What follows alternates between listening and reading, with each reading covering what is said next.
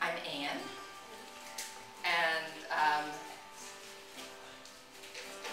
my place of employment is in the midst of a week-long yard sale, and I'm not a yard sale kind of girl. So. But I didn't get it to rhyme, so. After spending the entire, it's called the stuff of yard sales, or remnants of the dearly departed. After spending the entire day at the church yard sale, overwhelmed by stuff and people who need to purchase, when I come home, I look around the house and think, girl, you ought to throw things out. Reduce, reuse, recycle, you know. Too many of us have way too much stuff. And you are certainly one of the too many with too much.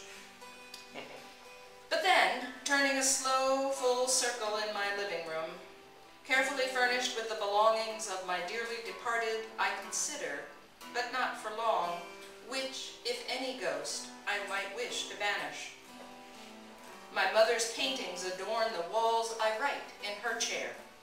Rocky's leather couch is the best napping spot a person could inherit.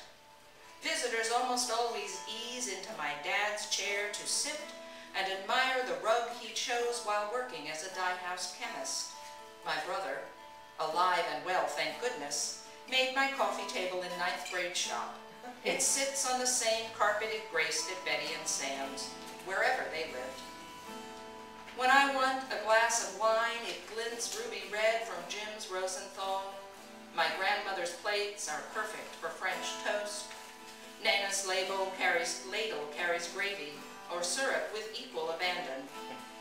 Just this afternoon I ate creamy yogurt and berries from a friend's Japanese berry bowl using a silver Demitasse spoon inherited from a great-great-aunt who, when not in school, took ladies of leisure on the grand tour. Her housemate, perhaps her lover, went along.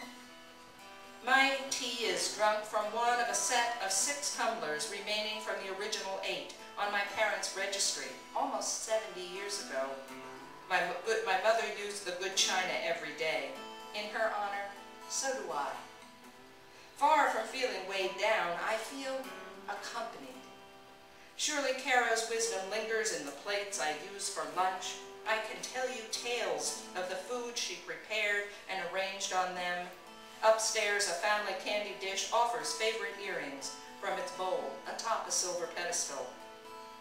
The pattern from Essica's snake tattoo rests on my altar. Having holed up like a hermit in my house to write these last years, I rarely recount the stories of these mementos passed on to me from cherished and cherishing hands when cancer, Parkinson's, Alzheimer's, or accidents stilled their loving hearts. When I die, if I have not bestirred myself to pass along both the stories and the objects, some kind friend may need to volunteer to pack boxes full of memories to become stuff at some church's yard sale. When I consider my very real discomfort at yard sales, I wonder, do I somehow sense the stories objects carry? Perhaps this is why I must restrain myself from buying one particularly well-loved toy or a single beautiful bowl now forever separated from its mates.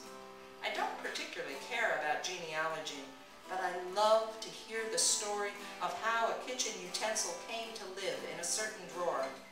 Must I add to the string after my name one more title, Anne Keeler Evans, priestess, poet, and plate medium to the dearly departed. When I am no more and my stuff has found its way to new homes, I hope I have the grace to accompany it rather than to haunt its new owners.